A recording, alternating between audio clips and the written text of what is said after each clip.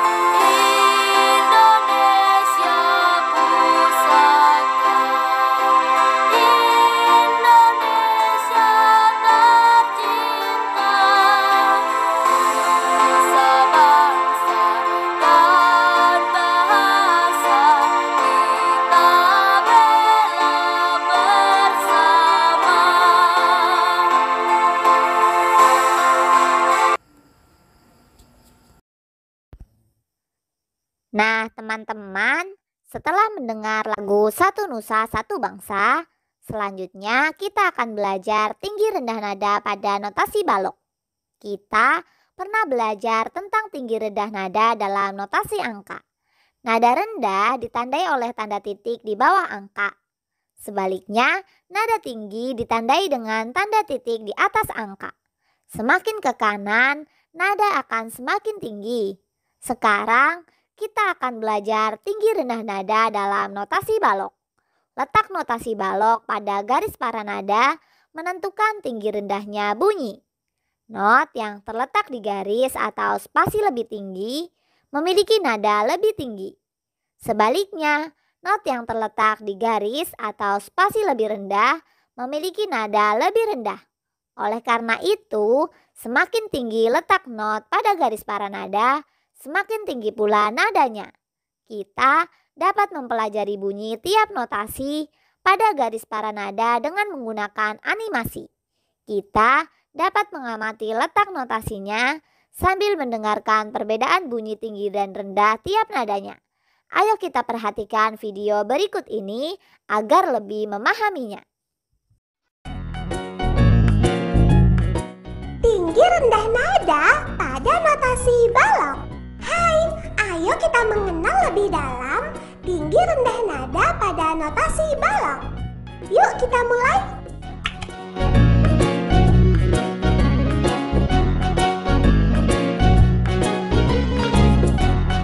Teman, yang sedang kalian lihat saat ini adalah garis para nada disertai not baloknya.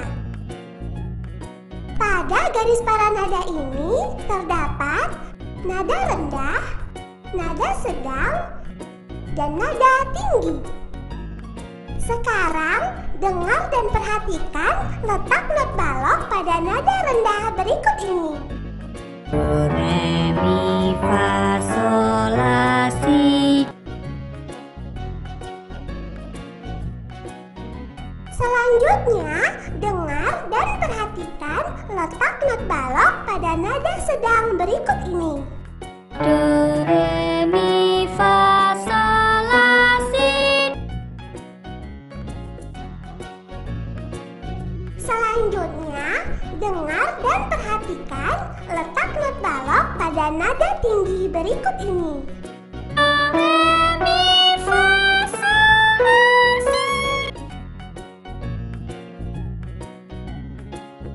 Hore!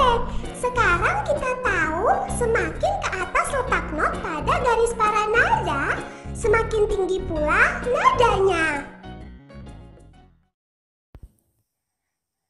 Selanjutnya, Sita akan menjelaskan tanda tempo pada lagu. Ayo mengamati. Perhatikan notasi lagu Satu Nusa Satu Bangsa. Di bagian kiri atas lagu itu terdapat tulisan tempo sama dengan lambat. Tanda tempo adalah tanda yang digunakan untuk menunjukkan cepat atau lambatnya sebuah lagu yang harus dinyanyikan. Secara umum, lagu dinyanyikan dalam 3 tempo, yaitu cepat, sedang, dan lambat. Berikut istilah tanda tempo. Tanda tempo allegro artinya cepat. Keterangannya lebih dari 60 ketukan per menit. Tanda tempo moderato artinya sedang. Keterangannya 60 ketukan per menit. Tanda tempo largo artinya lambat. Keterangannya kurang dari 60 ketukan per menit. Nah, teman-teman, kamu telah menyanyikan lagu Satu Nusa Satu Bangsa. Dengan lagu itu, kamu semakin mengerti bahwa meskipun di Indonesia terdapat beragam suku, kita tetap satu bangsa Indonesia. Teman-teman, muatan yang akan kita pelajari selanjutnya yaitu bahasa Indonesia. Menggali informasi menggunakan pertanyaan.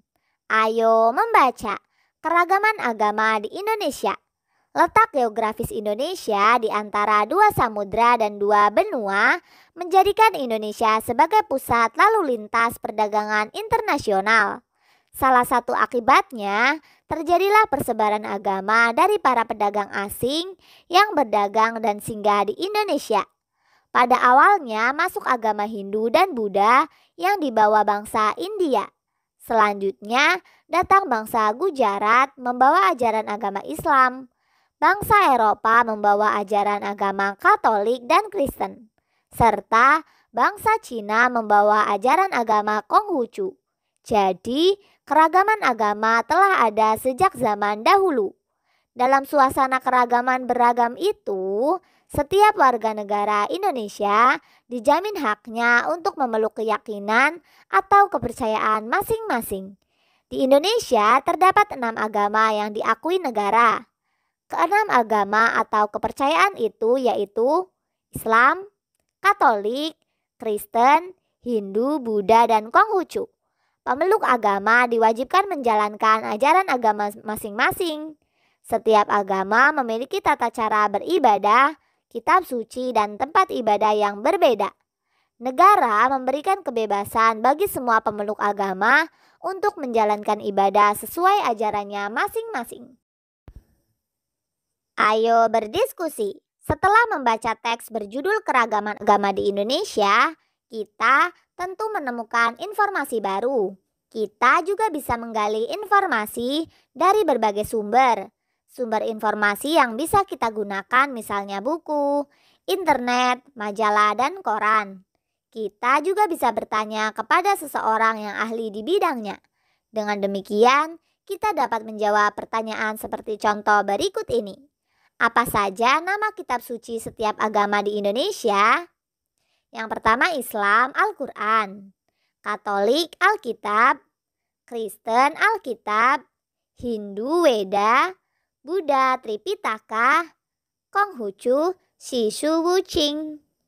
Pada nama tempat beribadah setiap agama yaitu Islam, masjid. Katolik, gereja. Kristen, gereja. Hindu, pura, Buddha wihara, dan Konghucu kelenteng atau litang. Apa saja nama hari-hari besar setiap agama di Indonesia? Islam memiliki hari besar Hari Raya Idul Fitri, Hari Raya Idul Adha, Tahun Baru Hijriah, dan Isra Mi'raj. Hari besar agama Katolik dan Kristen sama, Hari Raya Natal, Hari Raya Paskah, dan kenaikan Isa Al-Masih. Agama Hindu memiliki hari besar Hari Raya Nyepi, Hari Saraswati, dan Hari Pagar Wesi. Buddha memiliki hari besar Hari Raya Waisak, Hari Asada, dan Hari Katina. Agama Konghucu memiliki hari besar Tahun Baru Imlek dan Cap Gomeh. Kita sudah membaca teks berjudul Keragaman Agama di Indonesia. Kita juga sudah menggali informasi menggunakan pertanyaan tentang keragaman agama. Sekarang kita bisa menentukan gagasan pokok pada setiap paragraf. Teks tersebut terdiri dari 2 paragraf. Kita bisa menentukan gagasan pokok setiap paragraf seperti berikut ini. Gagasan pokok paragraf 1 yaitu hubungan antara letak strategis dengan penyebaran agama di Indonesia. Gagasan pokok paragraf kedua, negara memberikan hak kepada warga negaranya untuk memeluk keyakinan dan kepercayaan masing-masing. Nah, teman-teman, kita sudah menentukan gagasan pokok paragraf pada teks berjudul Keragaman Agama di Indonesia. Pada teks tersebut terdapat banyak informasi baru yang bisa kita temukan. Kita bisa menuliskan informasi sesuai teks yang kita bacakan seperti berikut ini. 1. Letak strategis Indonesia mengakibatkan penyebaran agama dari perdagangan asing yang singgah dan tinggal di Indonesia. 2. Keragaman agama di Indonesia memberikan hak kepada warga negaranya untuk memeluk keyakinan dan kepercayaan masing-masing. 3. Indonesia mengakui 6 agama yang dianut oleh warga negaranya. 4. Negara memberikan kebebasan bagi setiap pemeluk agama untuk menjalankan ibadah sesuai ajaran agama masing-masing. Menceritakan kembali isi teks. Kita sudah menggali informasi dari berbagai sumber. Kita juga sudah mendapatkan informasi dari teks.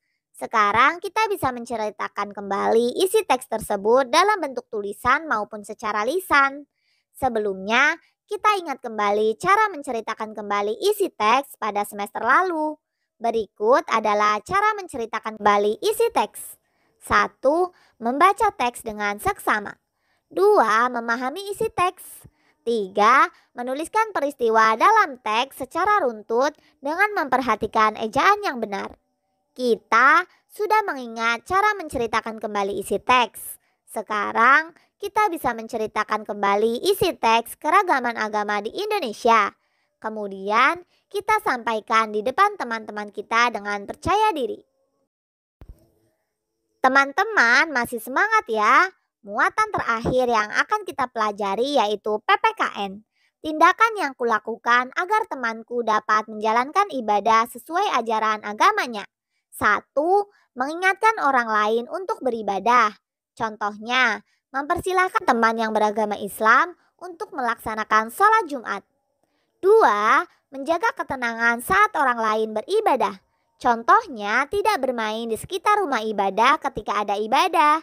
3. Menghormati pilihan agama orang lain. Contohnya, tidak memaksa teman beragama lain untuk mengikuti ajaran agama kita. 4. Menghormati tempat ibadah agama lain. Contohnya, tidak mencoret-coret dinding tempat ibadah. 5. Menghormati upacara keagamaan yang dilakukan agama lain. Contohnya, tidak mengambil makanan persembahan atau memadamkan dupa.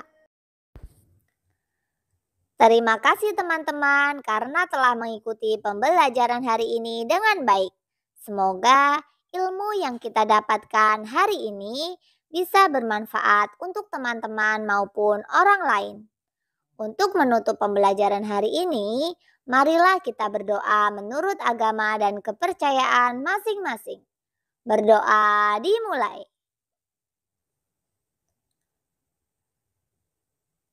Berdoa selesai. Tetap semangat ya teman-teman. Salam cemerlang, cerdas, menyenangkan, riang, gemilang. Assalamualaikum warahmatullahi wabarakatuh.